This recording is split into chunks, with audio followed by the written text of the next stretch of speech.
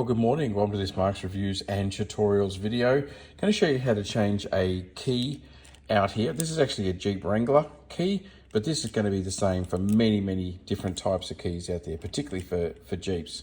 So this one has stopped working. The Jeep is right there and not working at all. No action. So what we're going to do is open it up. I know that it takes a 2032 battery, so I've got another one of those. Okay, so on the key, when you look around the outside edge here, you're going to find a little key slot like that. So either for your butter knife or for a screwdriver, you stick that in and give it a twist, and you see how that opens. Move your screwdriver along a little bit further, give it another twist, and then that's going to pop open. Now, do it gently at this point.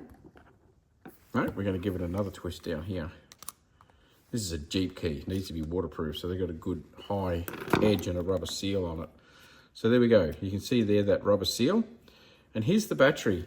Now, a bit unusual on this one is that the battery is sitting this way up. Just hook that out, getting underneath the battery.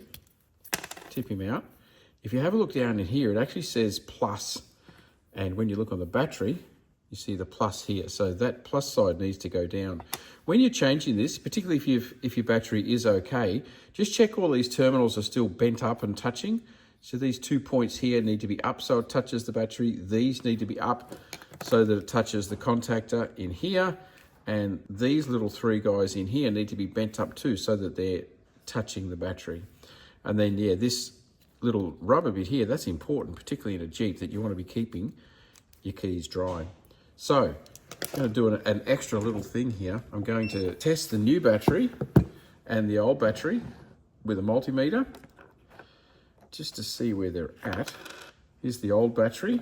So we're going to put that into the middle and onto the side. And that's actually giving a resistance. That battery is so flat, it's not even throwing up a voltage. So that's the old one. That's good, meaning that it probably is the battery that's the problem. Here's the new battery. Should be 3 volts, one of these guys. There we go, 3.3 volts.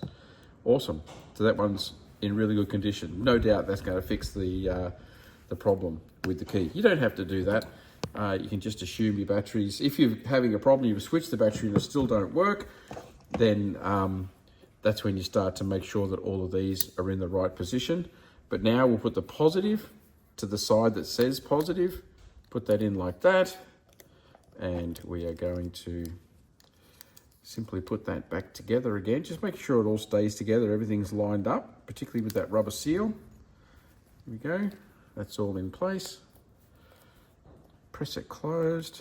And the key is going to have to be all back together again before the key is going to work, because you need to have the battery contacting across the thing.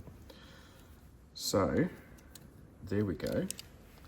Let's have a look. Here's the Jeep. Press the unlock. There we go. Press the lock. So all of that needed was a new battery in this key, and this has gone from no function to full function. So she's fully repaired. Well done.